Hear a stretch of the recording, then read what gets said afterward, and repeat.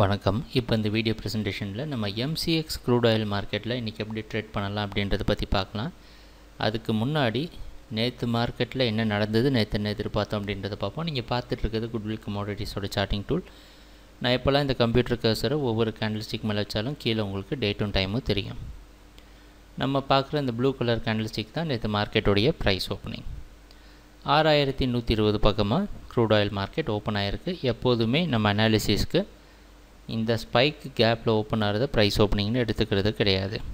கண்ணுக்கு முன்னாடி 10 மணிக்கு பார்க்குற எல்டிபியை தான் ப்ரைஸ் ஓப்பனிங்னு எடுத்துக்கிறோம். அந்த அடிப்படையில் நம்ம என்ன எதிர்பார்த்தோன்னா 6120 அப்படின்னு நம்ம மார்க் பண்ணியிருக்க ஜோனுக்கு மேலே ப்ரைஸ் ட்ரேட் ஆகிட்டு இருக்க சமயத்தில் க்ரூட் ஆயில் மார்க்கெட் பையிங்க்கு சாதகமாக இருக்கிறதுக்கு வாய்ப்புண்டு. 6120 கீழே ப்ரைஸ் ட்ரேட் ஆகிட்டு இருந்துச்சுன்னா அது டவுன் ட்ரெண்டை கண்டினியூ பண்ணுறதுக்கு வாய்ப்பு அதிகமாக இருக்குது அப்படின்றத எதிர்பார்த்துட்டு இருந்தோம். ப்ரைஸ் ஓப்பன் ஆன சமயத்திலே நம்ம குட்விலோட சார்ட்டிங் டூல் பார்த்திங்கன்னா பையிங்க்கு சாதகமாக இருக்கிற மாதிரி காமிச்சிருக்கு. ஆனால் இந்த 6120 கிளியர் பண்ண முடியாமல் ஒரு ரெசிஸ்டன்ஸ் எடுத்து கீழே வந்து மறுபடியும் 6120 பிரேக் பண்ணுற சமயத்தில் மார்க்கெட் தொடர்ந்து 6160 அப்படின்ற இடத்த தொட்டிருக்கு. இது நம்மளுடைய முதல் டார்கெட் ஜோனும் கூட. நேற்று க்ரூட் ஆயில் இன்வென்ட்ரி ரிப்போர்ட் இருந்தது. இன்வென்ட்ரி ரிப்போர்ட் வந்த சமயத்தில் முக்கியமான இடமான 6120 ப்ரைஸ் நின்றுட்டு இருந்தது. அந்த அடிப்படையில் பார்த்திங்கன்னா 6160 ஒரு ரெசிஸ்டன்ஸ் அப்படின்றதுனால அதுக்கு மேலே போக முடியாமல் மறுபடியும் கீழே வர சமயத்தில் நம்ம குட்விலோட சார்ட்டிங் டூல் மார்க்கெட் டவுன் ட்ரெண்டுக்கு சாதகமாக இருக்கிறதுக்கு வாய்ப்பு அதிகமாக இருக்குது அப்படின்ற மாதிரி காமிச்சிருக்கு.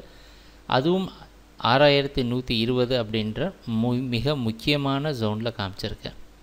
அந்த அடிப்படையில் ப்ரைஸ் மறுபடியும் 6120 ஒரு ரெசிஸ்டன்ஸாக வச்சு கடைசியாக 6101 அப்படின்ற இடத்துல க்ளோஸ் ஆகிருக்கு.